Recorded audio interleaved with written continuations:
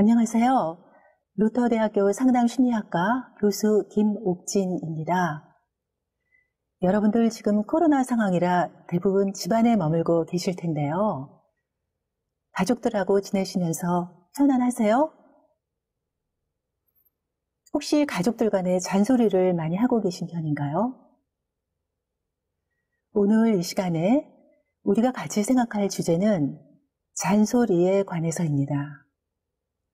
정확히 말씀드리면 잔소리와 침범이란 내용인데요. 그냥 쉽게 하는 잔소리가 상대방을 얼마나 침범하는지, 상대를 어떻게 통제하는지, 어떻게 비난하는지, 그리고 예수님의 소통 방식은 인간을 어떻게 자유롭게 하시는지 같이 한번 살펴보도록 하겠습니다. 우선 잔소리는 축적되는 마음의 상처입니다.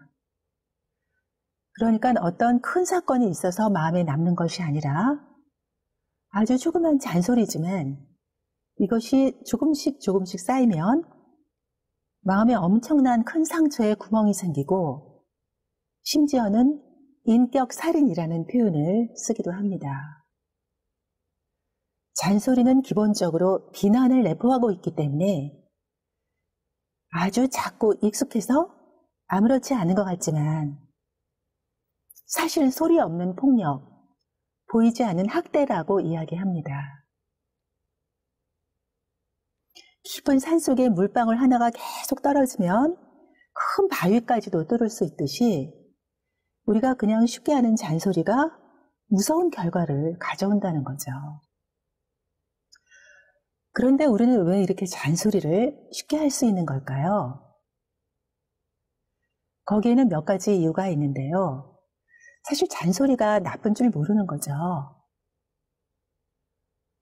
내가 교육을 해야 되니까 내가 잔소리 하기 싫어도 해야 된다. 그렇게 강박적으로 또 일부러 잔소리 하는 분도 계세요. 잔소리가 인격 살인이다 할 정도로 나쁜데 그걸 잘 모르고 있는 거죠. 우선 잔소리는요, 문화적으로 허용이 되어 있습니다. 대부분 욕을 하면 욕하는 거는 안 좋은 것이니까 고운 말을 써야 되고 바른 말을 써야 품성도 좋아진다. 이렇게 다들 알고 있습니다. 또 화를 내면 인격이 성숙하지 못해서 그런 것이니 늘 온화하고 부드러운 성품을 지녀야 된다. 이렇게 이야기해요. 그러니까 욕을 하거나 화를 내면 동서양을 막론하고 비허용적인데 잔소리는 문화적으로 허용이 되어 있습니다. 요즘 소통의 문화가 강조되고 있죠. 세대 간 소통, 젠더 간 소통. 그런 소통이 아주 중요한 것은 우리 인간이 기본적으로 사회적인 존재라서 하나님께서도 소통하도록 창조하셨기 때문입니다. 그런데 대화를 할 때 좋은 관계일 때는 아무런 문제가 없지만 관계가 안 좋거나 또 좀 부정적인 표현을 할 때 어려워지죠. 욕을 하거나 화를 내면 상대가 공격적으로 느끼고 또 하고 싶은 이야기도 잘 못하면 굉장히 소극적인 사람이라 건강하게 자기 표현을 잘 하는 것이 굉장히 중요합니다. 특히 우리 크리스찬 가정에서는 이게 아주 중요한데요. 예를 들어 봅시다. 5살 된 아이가 식탁에서 우유를 엎질렀어요. 어떻게 될까요? 네. 그거 하나 제대로 못하니? 또는 네가 무슨 우유를 따른다 그래? 달라 그러지. 우유를 따를 때는 조심하랬잖아. 이런 반응들이 뭘까요? 우리 그 장면을 천천히 한번 생각해 봅시다. 우유를 엎지르고 가장 놀란 사람은 누굴까요? 바로 아이입니다. 아이는 순간적으로 자기 실수에 충격을 느끼고 자신에 대해서 당황하니까 잠깐 멍하고 무감각한 상태가 되지요. 그런데 뭘 멍청하게 가만히 있어 빨리 가서 걸레가지고 오지 않고 하면 아이가 더 당황하고 마음이 불편해지죠. 부모는 얼른 이거를 수습하고 빨리 치우고 싶어 하죠. 근데 이 부모는 아이로부터 자기가 우유를 엎지른 데 대한 놀람, 그리고 자기 비판, 좀 조심할 걸. 그리고 회복을 표현할 수 있는 기회를 훔치고 있습니다. 죄송해요. 여러 가지 감정과 생각과 판단력과 행동력, 그리고 자기감, 이런 것들을 훔치고 있는 거예요. 부모가 왜 그럴까요? 아이가 우유를 엎지르고도 놀라지도 않고 미안해하지도 않으면서 보상하려고도 하지 않는다, 이렇게 가정하고 있는 것입니다. 그런데 이 가정은 부모의 자아로부터 온 게 아니고 부모 자신의 상처, 그러니까 과거에 받았던 멸시와 조롱 등으로 인해서 이렇게 반응하는 것이죠. 그래서 아이의 주체성을 잃어버리게 만듭니다. 잔소리와 침범은 이렇게 연결되어 있습니다. 물론 한두 번 잔소리하는 것이 아니라 이것이 이제 지속될 때 엄청난 결과를 가져오는 거죠. 우리 흔히 어떤 집에서 3살 된 아이가 텔레비전을 보다가 막 고양이가 나왔어요. 그러면 키티 캣이라고 중얼거립니다. 이걸 옆에 듣고 있던 엄마가 어머 얘가 영어하네 하면서 단어 공부를 막 시키기 시작해요. 얘 천재인가 봐. 고양이는 캣, 개는 또 코끼리는 뭐야, 이렇게 해서 신나합니다. 이렇게 할 때 아이의 플레이풀리스, 유의성은 사라지고 엄마의 게임풀리스, 게임성이 자리 잡게 됩니다. 그러니까 아이의 놀이를 엄마가 자신의 놀이로 뺏어서 대체시킴으로써 이 아이로부터 자신됨의 요소, 즉 놀이의 능력을 빼앗고 있는 것입니다. 인간은 사랑할 수 있는 능력, 일할 줄 아는 능력, 그리고 놀 줄 아는 능력, 워십하는 능력이 있으면 행복하다고 현대 정신분석에서는 설명하고 있어요. 놀 줄 아는 것이 대단히 큰 능력이에요. 그리고 사랑할 수 있는 능력, 사랑하고 결혼하고 자녀들을 낳고, 그리고 직업을 가지고 일할 수 있는 능력, 직업을 가지고 아니면 집에서 주부 역할을 한다든지, 이런 것들은 전부 행복의 조건입니다. 그리고 놀이할 수 있는 능력, 워십할 수 있는 능력이 되게 중요한 능력, 행복의 요소예요. 그런데 이제 이것과 관련해서 핀란드나 유럽의 선진국들이 7세 이전에 글자 가르치는 거 금지하는 거 아시죠?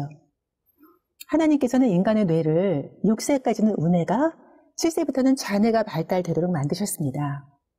요즘 상담심리학에서도 뇌과학의 눈부시게 발달하면서 뇌를 둘러싼 많은 연구가 이루어지고 있습니다. 우뇌는 이미지뇌, 통합의 뇌라고도 해서 음악, 그림, 색채, 도형, 감정, 공간인식 등 창조적인 역할을 하고 있는데 아쉽게도 6세 이후로 급속히 다치기 시작해요. 반면 언어의 뇌라고도 하는 이 좌뇌는 언어, 문자, 기호, 계산, 분석, 판단, 추리, 이해 구성, 시간관념, 논리적 사고를 담당하고 있어요. 근데 이거는 7세 이후에 발달을 합니다. 단순하게 말하면 우뇌는 정서적인 역할, 좌뇌는 이성적인 역할을 담당하고 있는데 이걸 어떤 분은 우뇌는 EQ, 좌뇌는 IQ 이렇게 하는 분도 있고요. 그래서 역할이 좀 이제 구분이 되어 있습니다.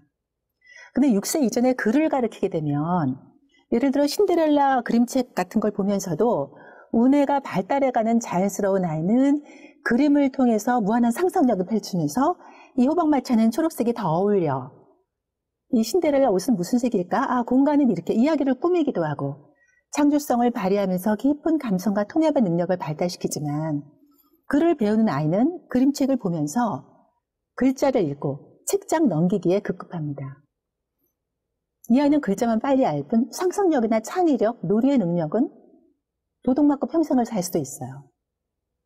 되게 지루하겠죠. 감정의 불능이 얼마나 큰 무능인지 아시죠? 부모나 어른들이 침범한 결과예요. 마르틴 루터도 조기 교육을 중요하게 여겼습니다. 교육은 온화하게 즐겁게 이루어져야 된다고 했는데 음악이나 통합 교육 등 우뇌 쪽의 발달, 그리고 7세 이후에 좌뇌를 개발시킬 수 있는 것이죠. 하나님께서 창조하신 대로 그냥 자연스럽게 발달이 이루어지도록만 하면 행복하게 살 수 있습니다.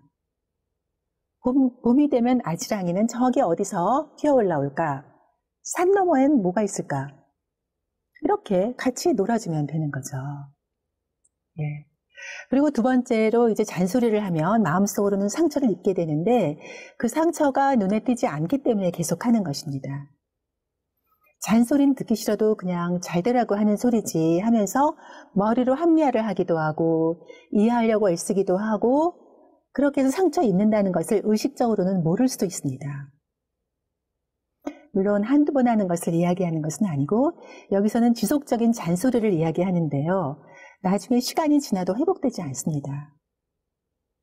어른은 방어할 능력이 있고 잔소리 듣기 싫어 이렇게 얘기하지만 아이들은 방어할 능력이 없기 때문에 더 힘들겠죠. 예를 들어 중학교 아들이 아빠랑 말다툼을 하다가 방에 문을 쾅 닫고 들어갔어요.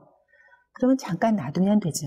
근데 문을 못 잠그게 손잡이를 다 뜯어낸다든가 하면 엄청난 침범이죠. 이 학생은 그저 자기 방 밖에는 쉴 곳이 없었던 거예요. 물론 창문에서 뛰어내리거나 극단적인 선택을 할 위험이 있다면 문을 잠그면 안 되겠지만 보통의 청소년기 학생들은 부모와 갈등을 겪더라도 또 자기만의 쉴 공간이 필요하고 이걸 위니컷이라는 사람은 세련된 홀로 있음 이렇게 이야기를 하고 있는데 잠시 머물도록 두고 나오도록 기다리면 되는 거예요. 그러다가 배가 고프면 같이 식탁에 둘러앉아서 밥 먹고 싶겠죠. 그래서 밥 먹으러 나왔더니 넌 아까 네 방으로 들어가더니 이제 밥 먹으러 나오니 잘못은 좀 깨달았어? 뭐 공부를 좀 열심히 할 거야? 이렇게 하면 학생은 이제는 밥 먹으러도 안 나올 수 있어요. 사람은 용서를 받아야 잘못을 깨닫고 오히려 사랑으로 기다려주면 윤리감이 생깁니다. 윤리를 거창하게 아리스토텔레스부터 시작해서 배우고 이론을 많이 안다 그래서 꼭 윤리적인 삶을 사는 게 아니라 감동을 받아야 윤리의식이 생깁니다. 잔소리에서 생기는 게 아니라 보복을 당하지 않을 때, 용서받을 때 성찰 능력이 생깁니다. 그래서 아이가 태어나면 다 하나님의 계획 아래 자신의 달란트가 있어요. 창세 전부터 계획된 아이가 태어난 거죠. 근데 그것을 무시하고 집안에서 얘는 의사가 돼야 돼. 태어나자마자. 얘는 우리 집안이 법관이니까 법관이 돼야 돼. 그러면 아이가 태어나자마자 침범당해서 아이의 소망이나 달란트나 아이의 원하는 것보다는 부모의 생각대로 발달되어 가겠죠. 그래서 이런 부분을 아이 중심으로 생각할 필요가 있습니다. 형제끼리 놀다가 싸움을 해서 동생이 울고 형이 생각해보니까 미안해서 동생한테 사과해야지 하는데 엄마가 넌 형이 돼서 동생 울리고 왜 그 모양이야 하면 사과할 마음이 싹 사라집니다. 혹시 그런 경험 있으세요? 내가 뭘 하려고 했는데 누가 뭘 해. 그러면은 갑자기 그런 마음이 없어지는 거예요. 그것을 엄마가 그 사과하려는 마음을 뺏어가서 도둑 맞았다고 하는 거예요. 기다려주는 거. 사랑은 언제나 오래 참고 성경 말씀이 있죠. 세 번째는 이 잔소리가 교육의 이름으로 정당화가 됩니다. 학교에서는 어떨까요? 크리스토퍼 몰라스라는 학자는 이런 현상을 추출적 내사라고 명명하고 있는데요. 익스트러티브 인트로젝션이라고 명명하고 있는데 보통 학생은 자신의 견해를 조리 있게 표현하고 또 발표를 할 수 있는 잠재력이 있습니다. 그런데 어떤 학급의 선생이 계속 순위를 매기면서 평가하고 학생의 결점을 찾아서 비판하면 학생은 혼동하거나 당황하기가 쉽습니다. 학생들이 수치심을 느끼고 멍해질수록 선생은 더욱 명료하고 현명해집니다. 점차로 어떻게 될까요? 선생은 비판적 사고의 기능을 전적으로 감당하게 되고 학생은 선생이 하던 방식대로 자신을 비난하고 단순히 선생의 우월한 생각을 위한 자료를 제공해주는 역할만 하게 됩니다. 이렇게 함으로써 선생은 학생의 비판적 능력과 명료하게 생각할 수 있는 능력, 그리고 그 생각을 표현할 수 있는 능력 등을 훔쳐서 자기 것으로 삼습니다. 보통 대학에서 발표 수업 시에 이런 일이 있는데요. 크리스토퍼 몰라스는 이를 선생이 학생의 감정, 생각, 행동, 정신구조, 자기 자신을 훔쳐서 주체성을 상실하게 만든다고 합니다. 이 선생은 왜 그럴까요? 네, 교육의 목적이 있고 수월성을 위해서 그렇게 했을 텐데 자기 자신도 그런 교육과 비난을 받아서 이제 그대로 하는 거죠. 선생은 학생의 모든 것을 추출해가고 그 대신에 자신의 평가를 내사시킵니다. 내사, 인트로젝션이라는 거는 타인에게서 나에게 내면하는 심리인데요. 이 경우 선생이 수업 시간에 그렇게 형편없다고 하면 나중에는 선생이 없어도 자기는 형편없는 학생이라고 그냥 믿는 거예요. 나중에는 그렇게 말한 사람이 없어져도 이 자기께 됐어요. 내사. 이제 멜라니 클라인이라는 학자는 실제 부모의 잔소리보다 자기 마음속에 내사된 부모의 잔소리가 더 엄격하고 권위적이라고 말합니다. 그러니까 어려서 아이에게 넌 바보 같고 못났어 이렇게 하면 그 당시에는 부모의 잔소리였고 그냥 들었는데 나중에는 부모가 없어도 스스로 난 바보 같고 못났어. 부모가 이야기한 것보다 더 강하게 엄격하고 가혹하게 자기 이미지를 가져가는 거예요. 잔소리는 서로를 좋은 대상으로 관계 맺게 하는 것이 아니고 대상 조정을 한다고 볼 수 있는 것입니다. 우리가 생각지도 못한 사이에 잔소리를 통해서 상대의 생각과 감정과 초자와 같은 정신구조 그리고 그 사람의 참 자기를 빼앗아 버리니까 잔소리를 지속적으로 하는 것은 굉장히 위험하죠. 예, 제가 원래 어른들 예를 들려고 그랬는데 지금 이제 아이 예를 많이 들었는데요. 아이가 더 위험하니까 그런데요. 아내가 부당하게 이제 어떤 시험에 떨어졌어요. 그런데 아내보다 남편이 더 화를 내면 이 남편도 아내로부터 화낼 권리를 도둑질하는 것입니다. 극단적인 경우는 이런 추출작용으로 인해서 정신구조 자체가 증발할 수도 있어요. 다른 사람의 정신을 빼앗아가고는 그 자리에 틈새 또는 진공 상태를 남겨주게 되죠. 그리고는 거기에 훔친 것 대신에 절망이나 공허를 둡니다. 흔히 아이들이 유치원 추첨이나 어떤 대회에서 뽑히지 못하게 되면 엄마가 더 속상해하면서 잔소리하는 경우가 있는데요. 아이의 부정적 경험이든 긍정적 경험이든 아이 것을 도둑질해서 거기에 진공 상태, 틈새를 남겨두고 그것이 지속적으로 되면 절망과 공허로 채워지게 되는 거죠. 잔소리를 하는 사람은 대체로 컨트롤하려는 이유에서 잔소리를 하는데 자기보다 약자나 자기가 타인을 고쳐야 된다고 생각되는 그런 대상에게 잔소리를 합니다. 그래서 부모가 자녀에게 잔소리하기가 가장 쉬운데요. 자녀는 듣기 싫어도 들을 수밖에 없으니 잔소리를 듣는 대상이 되는 겁니다.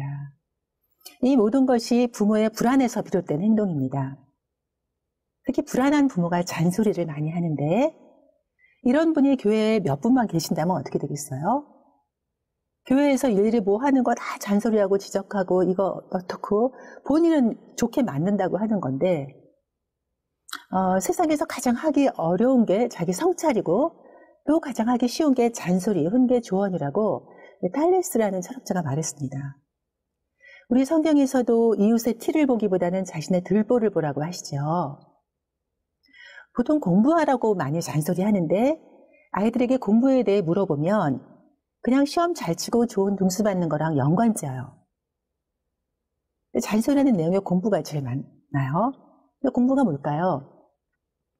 하나님께서 창조하신 이 세상과 자기 자신, 이웃과 하나님 나라에 대해서 알아가는 거죠. 그러니까 흥미롭고 하나하나 탐구하게 되고 과학의 세계가 이렇구나. 수학은 이렇게 신기하네.